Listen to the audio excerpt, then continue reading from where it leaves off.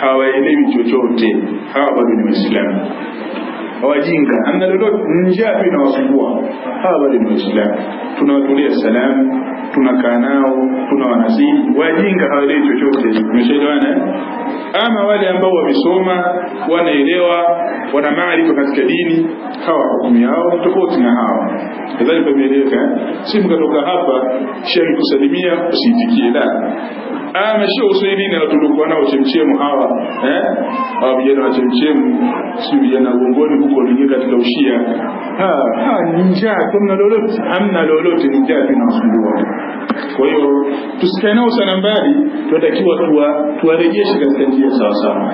Tumeshaelewana? Kwa hiyo ni ipi hukumu ya Hussein katika kutaka kushirikiana na Mashia kumuondoa mtawala Yazid bin Muawiya kwa mujibu wa Uislamu? Hili tulizungumza kesho insha Allah. Swali lingine, nini tofauti ya Shia Imamia, Ar-Rafidha na Shia Zaidia? Hili tutalizungumza kesho insha Allah. Swali linahitaji maelezo. Hii historia ya Hussein zaidi ya Mashia wa Kufa ipo katika vitabu vya Kishia au vitabu vya Sunna. Historia ya Hussein imeandikwa na wanachuoni wote. Wanachuoni wa Sunna wameandika historia ya Hussein na kifo chake, na wanachuoni wa Kishia pia wameandika historia ya Hussein na kifo chake. Na haya maelezo tutakayotoa kesho inshallah tutayatoa kwenye vitabu vya Kishia tu, wasi vitabu vya Sunna.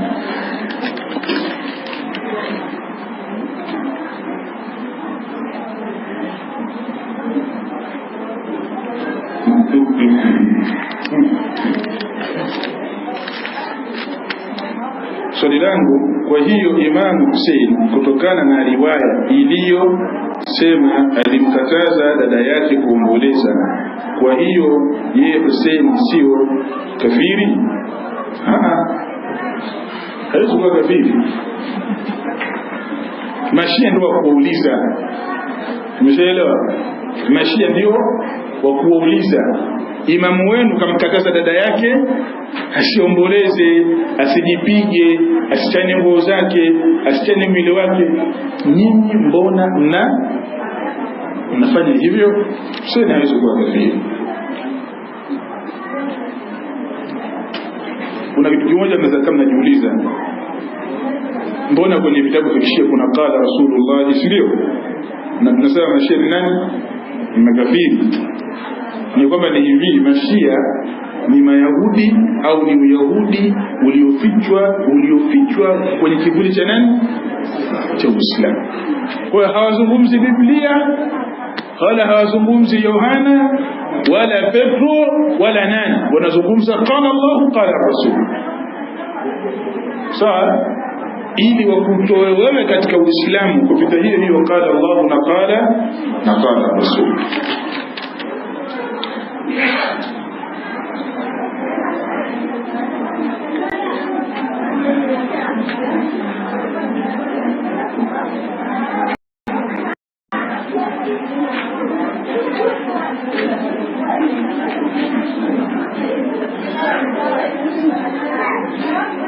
Hapa ni rai tu imetolewa kwamba hii makala itumwe kwenye PDF katika mitandao, ili wale ndugu zetu ambao wako mbali na hapa waweze kutumia. Hili litafanyika inshallah.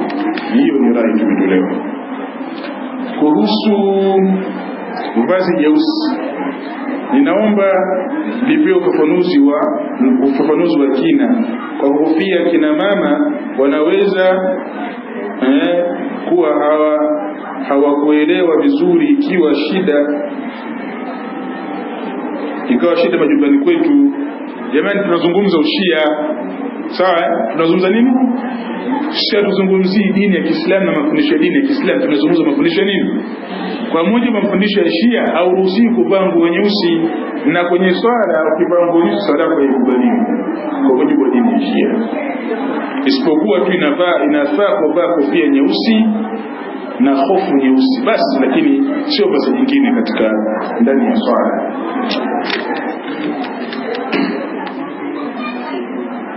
inafaa kumuua Shia?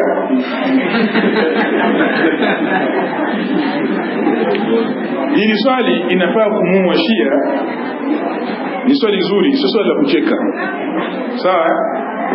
Na haya ni katika mambo ambayo tutaje kuelezea huko mbele. Unaelewa? Kwa mujibu wa dini ya Shia ni halali kumuua Ahlus-Sunna.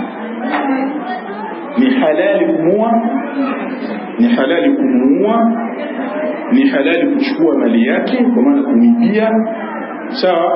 Ni halali kumtukana, ni halali kumlaani Ahlus-Sunna. Na ndio maana katika miji yote ya Kishia Ahlus-Sunna hawasikukaa. Ahlus-Sunna kama wanauliwa kenda Iran, ile miji ya Shia usikuta Ahlus-Sunna anaishi katika miji hiyo. Ukienda Iraki katika miji ya Kishia huwezi kupata Ahlus-Sunna anaishi katika miji, kwa sababu kwa mujibu wa itikadi ya Shia Ahlus-Sunna ni kafiri. Ahlus-Sunna si Muislamu. Wewe Sunni Muislamu, Ahlus-Sunna wewe unajua mtu wa sunna bila Shia wewe kafiri, na anatakiwa akuue. Sawa? Na ndio maana mwaka 1989 Mashia wa Irani walikwenda na unga wenye sumu katika ardhi ya Makka kwa lengo la kuilipua al-Kaaba. Walijua hilo. Walipofika airport, mabegi yao yakakamatwa. Mabegi yana mbao chini au plastiki ngumu chini. Ile plastiki kwa zimewekewa unga wa sumu kilo 51. Lengo ni kwamba ule unga ushatengenezwa, ni unga wa bomu ambao una mitambo yake maalum. Kwa maana wale washaingia katika haram ya Makka watafanya mawasiliano, alafu itaripuliwa. Lengo ni kuwaua mahujaji waliopo katika ardhi ya nini? Ardhi ya Makka. Hivi kweli Muislamu ana akili anaweza kufanya kitu kama hicho? Wewe unakwenda kufanya ibada ya hija, lengo ni kuwaua wenzako. Mnafahamu ya kwamba Mashia waliwahi kuiba jiwe jeusi, ile Hajarul Aswad waliiba. Wakanao miaka 21 takriban. Watu wanafanya ibada ya hija, Hajarul Aswad haipo. Mpaka wakabembelezwa, wakapewa mali nyingi toka lirejesha. Yahudi hawezi kufanya hilo jambo, wala Nasara, lakini anafanya mtu bana dai nini? Anadai Uislamu. Wana mengi sana. Kwa hiyo sisi kuwaua Mashia, sisi Ahlus-Sunna kuwaua Mashia, tunawaua tukiwa tuna dola yetu. Tukipata dola, Shia ni kafiri, anauawa, na waliuawa wengi. Na hata mwaka jana au mwaka juzi serikali ya Saudi Arabia ilimkata kichwa Shia mmoja pale. Yule nani yule Sheikh Nimri, Baqir Nimri, au Namri Baqir Namri, aliuawa. Alikuwa anaingiza ushia katika nchi ile, anahamasisha furugu, anafanya hivi. Akakamatwa mara kwanza akaachiwa, akamatwa mara pili akaachiwa, akamatwa mara tatu kata kichwa. Kwa sababu Ahlus-Sunna anaitakidi Shia ni nani?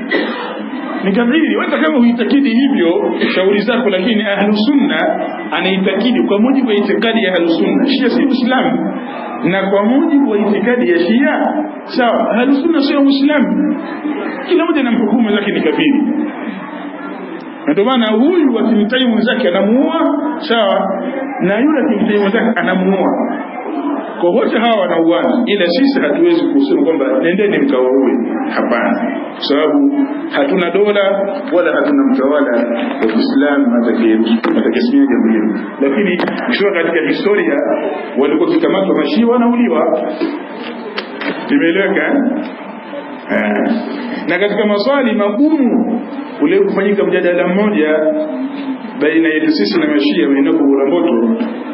Mimi nikauliza swali moja, nikasema hili akilijibu mwanaume, ni ipi itikadi ya Shia dhidi ya Ahlus-Sunna? Ilikuwa shughuli ngumu. Unajua sisi Shia anamwangalia Ahlus-Sunna, je, anajua ni Muislamu au ni kafiri? hawezi kujibu, sababu katika vitabu vyao wameandika wazi kwamba Ahlus Sunna ni kafiri, yafaa kumuua, yafaa kuchukua mali zake, yafaa kuiba mali ya Ahlus Sunna kwa mujibu wa itikadi ya Shia. Jihani sana hawa jamaa, tunaweza kupigivita sana. Wakipata nguvu wallahi wana madhara makubwa mno sana katika jamii.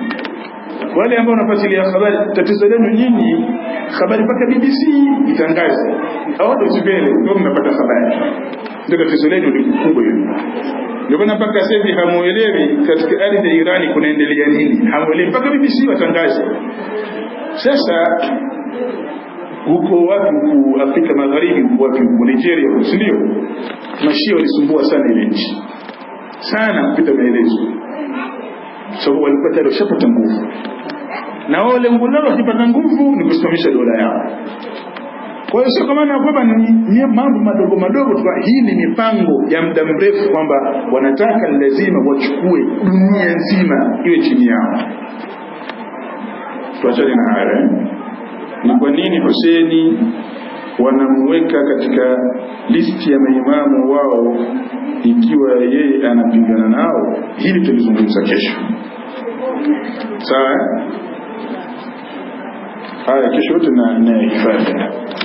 Hapa, assalamu alaykum, naomba kuuliza, je, inafaa kuswali nyuma ya Shia au Ibadhi? Kwanza huwezi kuswali nyuma ya Shia. Huwezi. Hata ukiwa ndo umeslimu mwezi mmoja uliopita, huwezi kusali nyuma ya Shia. Sala yake ni tofauti na sisi. Siku moja wakati tumekaa msikitini kama hivi, nimekaa hapa mbele nafanya mambo yangu, kaja Shia akaswali msikitini. Mimi alipoingia tukaswali, huyu bali ni Shia hivi, anasali. Akaja mzee mmoja mtu mzima akamgusa nyuma kwa ajili ya imamu wake, si ndio? Allahu Akbar. Sasa yule mzee anamwangalia imamu wake tu, anamwangalia yule mama akarukuu na yule mzee akarukuu, akamwangalia imamu. Yule mama aliporudi na mzee akakata swala hapo hapo, akasogeza pembeni akaswali swala yake nyingine. Sasa baada ya kumaliza kuswali, mzee akanifuata, shehe bana, sijawahi kuona yule bana anasali sala ya ajabu kabisa. Nimemsikia anamsalia mtume kwenye rukuu kwa sauti, Allahumma salli ala. Sema hii sala gani? Kumsalia mtume kwenye rukuu? Nikamwambia yule ni Shia. Umeshaelewa? Yule ni Shia. Na ukitaka kumkamata Shia, dawa nzuri mwambie Shia, kama nataka mimi niwe Shia, swali kwa sauti tusikie. Hawezi kukubali kuswali kwa sauti. Nataka uswali swala ya Kishia, nitakupa hata gari mbele za watu. Hawezi kukubali. Kuanzia mwanzo wa swala mpaka mwisho wa swala ni tofauti kabisa kabisa na tunavyoswali sisi. Kwa hiyo wewe huwezi kuswali nyuma ya nani? Huwezi. Labda uwe umeslimu leo na umeingia msikitini leo katika msikiti wa Shia, na siku ukienda katika msikiti wa Uislamu wa kawaida utajiuliza, sasa ni sala ipi sahihi? Ni ile nilosali jana au nilosali leo? Ama kuhusu Ibadhi, hapa nitasema kidogo. Unajua hapa Tabora Maibadhi ni wengi sana. Alafu tatizo la Maibadhi wenyewe, kama Maibadhi huko Tabora wala hawajui Ibadhi wao, wako tu Maibadhi tu, baba Ibadhi, mama Ibadhi basi. Sababu Ibadhi ni kama vile kabila la watu weupe fulani hivi.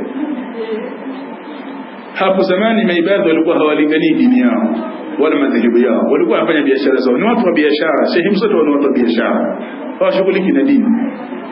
Baada ya watu wa sunna kuwa wanafanya harakati za kuingiza watu katika sunna, na sunna haichagui Mdengereko, Muha, Mnyamwezi, wote wanasomba tu, wakaona na sisi tutaweza kulingania Maibadhi wetu. Ndio wakaanza kutengeneza madrasa kama hivyo, kuingia katika misikiti, kutengeneza misikiti, kuchanganya na watu. Lakini Maibadhi wao sala yao na sala si tofauti. Na ukimwona Ibadhi anasali katika misikiti ya kawaida, huyo hajui Ibadhi wake, huyo anafuata mkumbo. Kwa sababu kwa mujibu wa itikadi ya Ibadhi, atakayeitikia amin sala yake imebatilika. ukitikia mimi sala yako imebatilika. Shikisikia mataifa yanatikia mimi ni sala zao. Hizi msali kwenye msikiti yao wanaitikia nini? Sala yako imebatilika. Ndio maana ukiona ibada na sala nyuma ya Ahlus Sunna basi hajui ibada. Mdude tu. Hajui ibada wake. Kwa hiyo pia mimi sisi kusali nyuma ya ibada kwa sababu sala yake na sala yangu ni tofauti. Sala yake na sala yangu ni tofauti kabisa. Lakini pia wana matatizo mengi. Miongoni mwa matatizo yao ni kuwatukana masahaba wa Mtume Muhammad sallallahu alaihi wasallam. Sema hawajafikia tu ya kuwakufurisha. Wenyewe wanamtukana Uthman, wanamtukana Abu Huraira, na kuwatukana wanachuoni wa Sunna. Kabisa na kuwajeruhi. Kwa hiyo sisi hatushauri watu kusali nyuma ya ibada. Kwa mujibu wa kauli za wanachuoni wa Sunna hawashauri kusali nyuma ya maibadhi kwa sababu wao na sisi tofauti. Sema wao ni Waislamu wenzetu isipokuwa tumetofautiana katika baadhi ya masuala ya itikadi. Mtume Muhammad sallallahu alaihi wasallam anasema yeye ni nyumba ya elimu na dini, mlango wa elimu. Je, hiyo hadithi ni hadithi sahihi? Na kama ni sahihi hadithi hiyo ilikuwa inamaanisha gani? Hadithi dhaifu haikuthibiti kwa mtume, ni hadithi ya uongo. Na katika hadithi ambayo ninaijua sana na nimeifuatilia sana hadithi hii, hadithi ya ana madinatul ilmi wa aliyu babu, wanaipenda sana mashahidi, hadithi ya uongo, haikuthibiti kwa mtume sallallahu alaihi wasallam. Swali langu ni hivi, je, inajuzu kukaa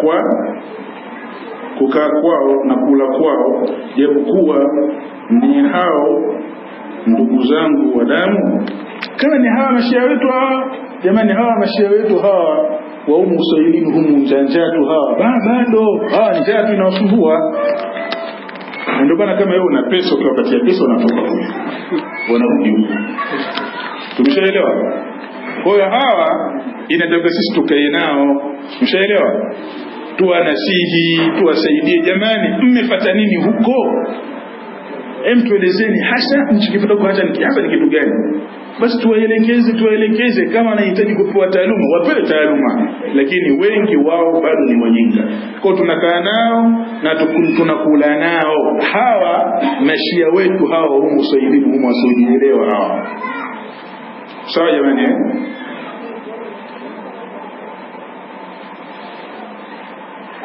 Kwa hiyo Imam Ali alikuwa si katika Shia, hili talijibu kesho pia. Hili swala la imamu hili talijibu kesho inshallah. Sawa? Swali lingine, je, Imam Hussein naye katika Mashia? Ndo haya. Swali lingine, je, hizi hadithi zilizotajwa humu ni sahihi?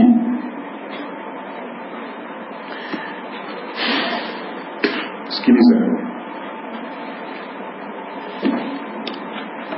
Shia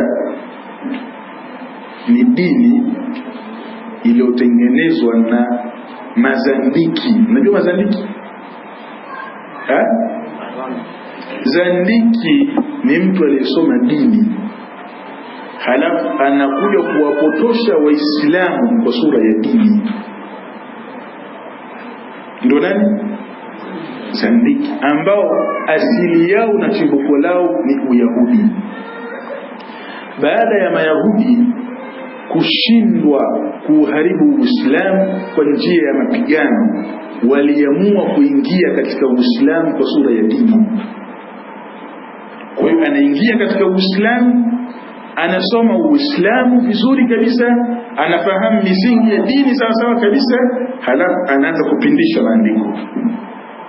Kwa hiyo ilifikia hatua wakatunga hadithi za Mtume, wakatunga hadithi kunasibishwa kwa nani? Kwa Mtume sallallahu alayhi wasallam. Kwa hiyo hadithi ambazo zimo kwenye vitabu vya nani? Vya Shia. Sawa? Wao wenyewe wanakiri ya kwamba hadithi hizi ni hadithi za mazandiki.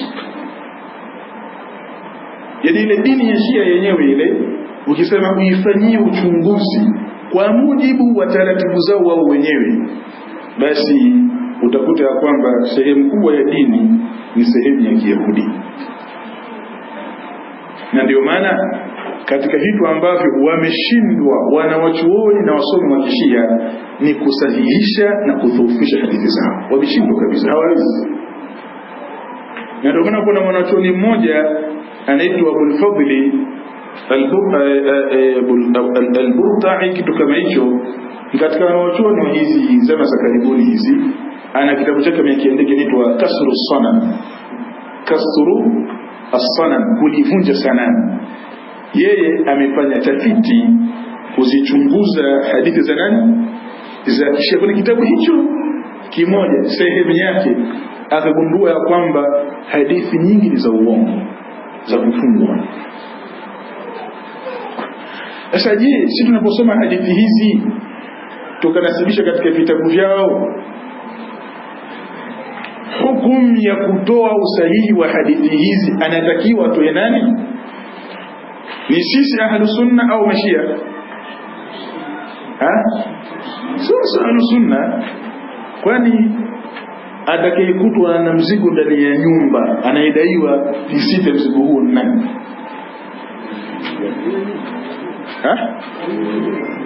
Ni yule aliyemkamata au ni yule aliyekutwa na mzigo?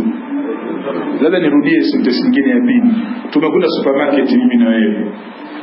Wewe ukatoka na mkate. Mimi nikatoka mkono. Na anadai receipt ni nani? Mwenye mkate. Mimi nitapita zangu tu. Sawa. Sasa anayetakiwa alete usahihi wa hadithi hizi ni nani? Sisi tuseme kwamba tumekuta ndani ya kitabu chako kuna hadithi hii, unaelewa, inakataza maombolezo. Hadithi hii ni dhaifu, tuelezee udhaifu wake uko wapi? Hilo ndio gogoro lingine. Hawezi kabisa, hawezi. Ataanzia wapi? Kwa sababu wao ilmu ya mustalahul hadith, ilmu ya mustalahul hadith ambayo ni elimu maalum, mtu anafunzwa namna ya kuchambua hadithi za Mtume Muhammad, kujua hizi ni za uongo na hizi ni za kweli. Mwanachuoni wa mwanzo kuandika kitabu cha mustalahul hadith katika madhehebu ya Shia amekuja mwaka 900. Wengine sasa ni mwaka 800.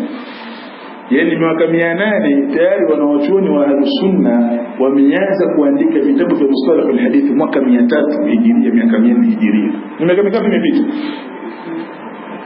Na ndio maana kuna mwanachuoni mmoja wa Kishia anasema hivi, hii mustalahul hadith wa Kishia imeibwa kwa Ahlus Sunna. Tuachane na hilo jambo, limekaa kielimu sana, si mkachoka vichwa sasa hizi. Na lokata ile mmeshachoka tayari. Muhimu ya kwamba masuala ya hadithi kwa Mashia hawana elimu nayo. Swali lingine, kama Shia atajichinja, je, sisi Ahlus Sunna tunaweza kwa kifo hicho atachinja? Je, sisi Ahlus Sunna tunaweza kula kile kichinjo chake? Jamani, narudia tena, hawa Mashia njaa hawa kwetu hawa, sawa? Hawa Mashia usijielewa, hawa bado ni mzetu. Mshanielewa? Mara kuna jamaa anauza mitumba sokoni, Shia hamna kitu chochote, haji chochote huyo. Mara kuna bodaboda ya Shia, hamna kitu. Mara kuna madereva daladala wanaendesha baiskeli barabarani na wenyewe pia Mashia. Unakuta siku ya Ashura wamevaa mafulana meusi ya Hussein. Hamna kitu, hawajielewi kabisa. Kwa wale unamuita pembeni, unakaania pembeni, wewe umevaa fulana ya nini? Mimi nimevaa tu, sijui kinachoendelea. Hayavua. Hii ni mavazi la hii, wanaovaa fulana hii ni wafasi wa Firauni. Kumbe atavua, hajui chochote. Nadhani maswali yatakuwa yamekwisha. Haya maswali haya yaliyojibiwa haya yaweke pembeni. Haya maswali ambayo hayajibiwa tutakuja kuyajibu kesho inshallah katika darasa ya kesho. Kesho tutajitahidi kumaliza pengine hivi vilivyobakia. Mwisho kabisa, napenda kuwanasihi vijana wenzangu, tujitahidi sana kufuatilia dini yetu. Shia mimi nawazungumza hapa Mashia, lakini msije mkadhani kama ni watu wepesi hivyo. Kwanza ni watu ambao wamesoma, wale wasomi wao wamesoma, halafu wanashuku hatata sana na wana uwezo mkubwa wa kimaarifa, hasa wanapokutana na watu ambao maarifa yao ni madogo. Kwa katika tahadhari kubwa ninayokupa kijana wa Kiislamu, ukisikia huyu ni shekhi wa Kishia, usimtakie sikio kumsikiliza, utaangalia. Shaelewa? Vijana wengi walioingia katika ushia ni baada ya kutega masikio yao kusikiliza kina nani? Mashia. Akaanza, shekhe nimesikia kina kitu fulani na kitu fulani na kitu fulani. Umesikiliza ya nini sasa? Kuna huwezi tena kuyajibu. Kwa hiyo tulizana. Utaratibu huu ambao tumeuanzisha ni utaratibu ambao tutakuwa tunaufanya kwa kila mwaka mara 2 au mara 3, ima katika msikiti huu au katika msikiti mwingine ya mjini. Lakini utaratibu endelevu, kwa sababu Shia haujaanza leo. Shia umeanza karne ya 2 Hijiria. Yani kipindi Shia unaanza, masahaba wa mtume wapo, fikra hizo zimeanza, kama ni fikra kongwe, zinasomeshwa, zinarithishwa kizazi baada ya kizazi. Kwa hiyo sisi hatuna uwezo wa kuufuta ushia Tabora, hatuna uwezo huo. Tunachokifanya sisi ni kutoa taaluma, wewe uelewe, na wewe utakuwa umeelewa kama ueleweshe na nani mzako. Kwa hiyo kile ambacho unachokijua basi naomba ukishike na vile vile umfikishie mwenzako. Kile ambacho ukijui acha. Katika watu wanaowindwa ni wanawake. Wanawake wanawindwa sana na Mashia. Na katika watu wanaochukuliwa na Mashia, wanawake wanaongozwa. Na ndio maana katika semina hii pia wanawake tukawaalika. Na sababu kubwa ya kuwachukua wanawake ni kwamba wanawake ndio wenye uwezo wa kuwamiliki wanaume. Sisi tunafahamu kuna mijitu ina miili mikubwa, vifua vipana, akiwa kwa wanaume wenzake na sauti nene, kali sana, korofi sana, lakini akiingia kwa mwanamke zezeta, hakuna kama yeye, kimya. Wala si lazima afanywe dawa, anafanywa mambo tu, anakuwa mapenzi tu hayo, analeweshwa na kuwa haielewi chochote. Hata ukimletea habari na mke wako bana amekuwa Shia, hamna, uongo tu. Yeye mnanihusudu kwa sababu ya hivi na hivi kwa mke wangu. Sasa wenyewe wanawachukua mabinti na wanachukua kina mama wanaingiza katika Ushia. Hawa kina mama hawa wameshawamiliki waume zao, na hawa mabinti hawa wana uwezo wa kuwamiliki waume zao. Kwa hiyo wewe unajifanya wewe ni Sunni, lakini mke wako anakwenda pale, tuwatugawe pale, wakagawane vizuri.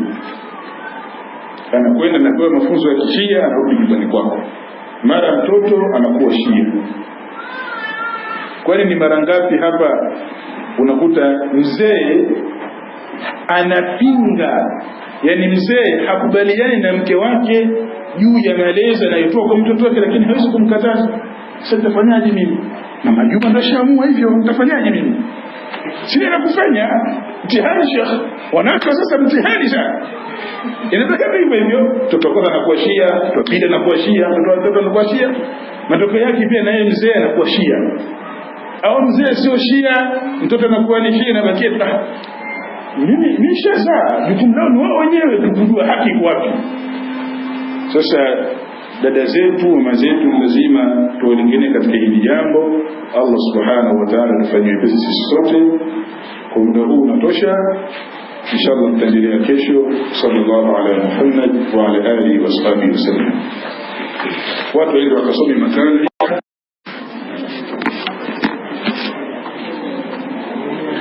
Swali la kwanza katika maswali yaliyoandikwa, je, inafaa kumtolea salamu Shia kwa kumwambia assalamu alaikum? Shia wapo katika aina mbili. Kuna mashia njaa, wajinga, hawaelewi chochote, hawa bado ni Waislamu. Wajinga amna lolote, njaa pia inawasumbua, hawa bado ni Waislamu. Tunawatolea salamu, tunakaa nao, tunawanasihi. Wajinga hawaelewi chochote, umeshaelewana? Ama wale ambao wamesoma, wanaelewa, wana maarifa katika dini, hawa hukumu yao tofauti na hawa. Kadhalika imeeleweka, si mkatoka hapa shehe kusalimia usiitikie, la. Ama sio uswahilini na tulikuwa nao chemchemu hawa, hawa vijana wa chemchemu, si vijana uongoni huko waliingia katika ushia. Ni njaa, hamna lolote, ni njaa tunasumbua. Kwa hiyo tusikae nao sana mbali, tunatakiwa tuwarejeshe katika njia sawa sawa. Tumeshaelewana? Kwa hiyo ni ipi hukumu ya Hussein katika kutaka kushirikiana na mashia kumwondoa mtawala Yazid bin Muawiya kwa mujibu wa Uislamu? Hii tutazungumza kesho insha Allah. Swali lingine, nini tofauti ya Shia Imamia, Ar-Rafidha na Shia Zaidia? Hili tutalizungumza kesho insha Allah. Swali linahitaji maelezo. Hii historia ya Hussein zaidi ya mashia wa Kufa ipo katika vitabu vya Kishia au vitabu vya Sunna. Historia ya Hussein imeandikwa na wanachuoni wote. Wanachuoni wa Sunna wameandika historia ya Hussein na kifo chake, na wanachuoni wa Kishia pia wameandika historia ya Hussein na kifo chake. Na haya maelezo tutakayo